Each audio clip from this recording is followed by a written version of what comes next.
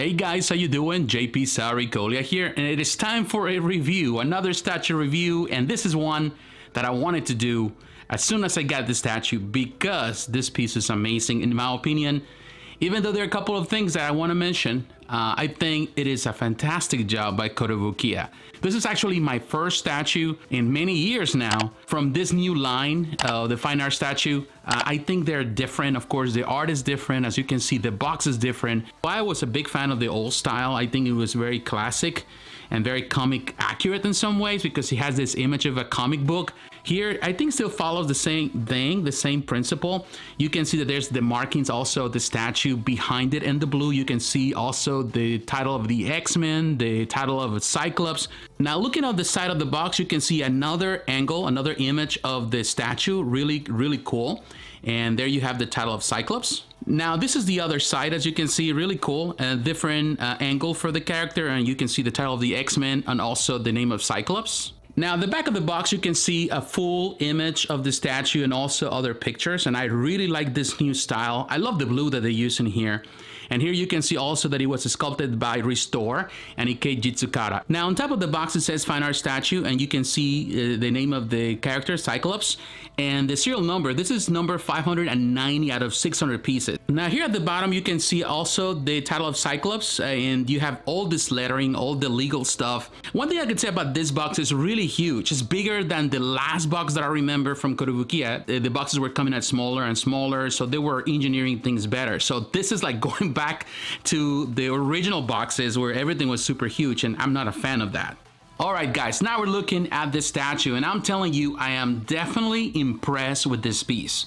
When this was showcased for the first time and I reacted to it, I mentioned that I have concerns, and I still have some concerns, and I'm going to mention these concerns here in this video. But I am impressed because in the end, I feel that Kotobukiya has done a really good job in bringing this character and the concept to life. And the quality that they have in here is better than what they have done for many years, than what they did for a long time. The quality is there, the paint job at some point. Some of the choices they did with the design, perhaps I can disagree with, but for the most part, it's a very impressive piece. Another thing that they're doing now is that they're adding this instruction manual. The statue itself, it has no change outs. It's just one single thing, just the statue of Cyclops. But the base has a lot of different parts that, to be honest with you, I'm not as keen with that. I'm not impressed with it. I think that it was a bit unnecessary, some of the parts, and I'm going to point them out. But when you look at this piece, when you look at the expression, the face of the character, it's just impressive. Look at the musculature in his body is really, really well done.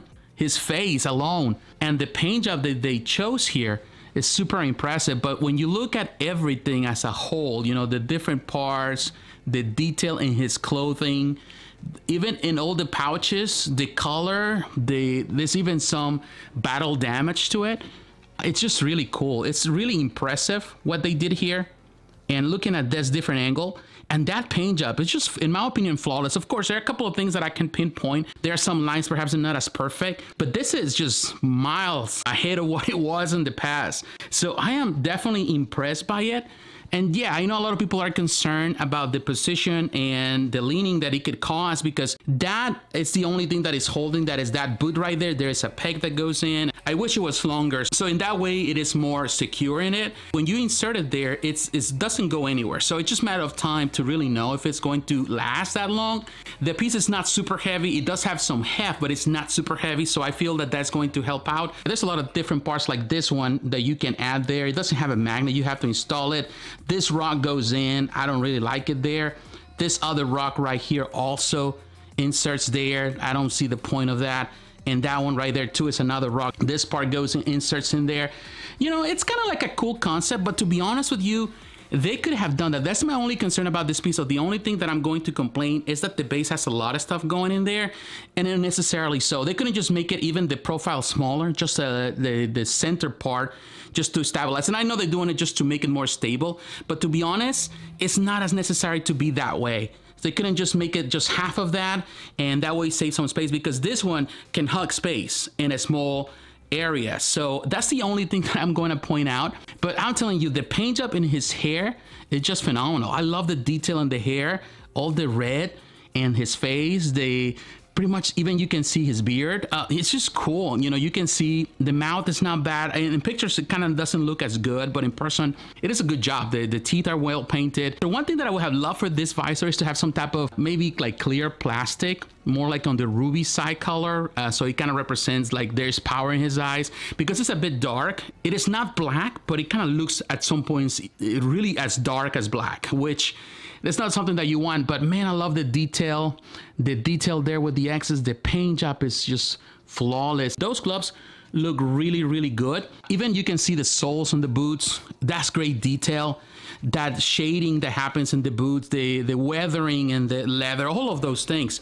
They did an excellent job in really bringing all those things to life. And I'm just so impressed with this piece. And yes, you know, would be the angle there, the leaning that it can have, but make no mistake, they did a really fantastic job with this. All right, guys, now it's comparison time, and I'm telling you, this setup that I have here just for show looks phenomenal. I really like that. Right next to the Kotobukiya Wolverine by Eric Sosa. I love that Wolverine. The only problem with that Wolverine, as I mentioned in my review of it, is that the paint job is not as good. But still, does the job, looks great. And then you have the classic Juggernaut by Bowen Designs, sculpted by the Shiflet brothers. Amazing piece. When you see it right here, Cyclops is a bit taller, but of course he is leaping from that stone, from that rock. So it looks taller, but scale-wise, they can really match well. So definitely you can fit this with some Bowen Design pieces, not with every Bowen Designs piece, but particularly anything that has an action or the more modern pieces which have a better scale. With the Kotobukiya, they do better, they pair better. So those are gonna be the best thing. But I'm telling you, this company is doing amazing stuff. I'm surprised. And we know that there's also a Gambit that is on the way. And of course, we know that the Kuchari brothers are also bringing the fire and the power with what they're working with, the Cable and of course Deadpool. So there's a lot of potential with this collection. And even if I know that a lot of people are disappointed, and I've been disappointed by the decisions that Kotobukiya did, but I don't live in the past, I have to live in the present. And I feel that a lot of companies are putting a lot of emphasis and attention to the 1/6 scale again, due for many reasons, where there is financial, with the cost of production is higher.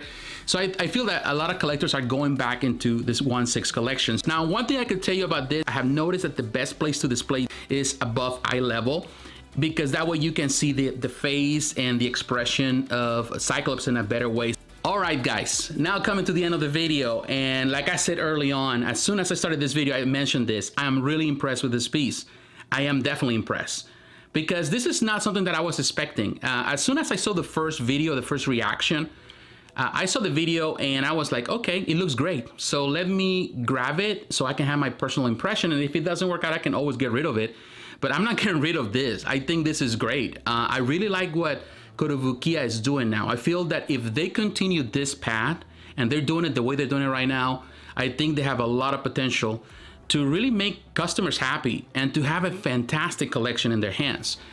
Yes, prices are going up, but I still feel that the price that I pay for this one is still manageable. They're within the 300 and 400 mark right now, which I think is fair for compared to all the stuff that is out there. Yeah, there are a couple decisions that they make on this piece where I could just have changed like the base and things like that.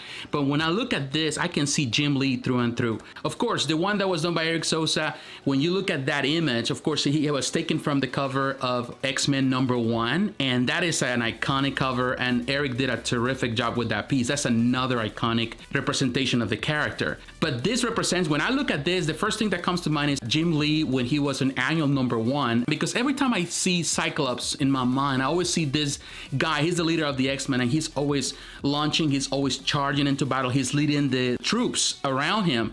So this is a perfect centerpiece. So if you get the chance to get it, do it now before it sells out, and then you have to pay a premium in the aftermarket. Yeah, there are concerns, again, you know, with the leaning that could happen. Only time can tell, but for the most part, I'm telling you, it looks great.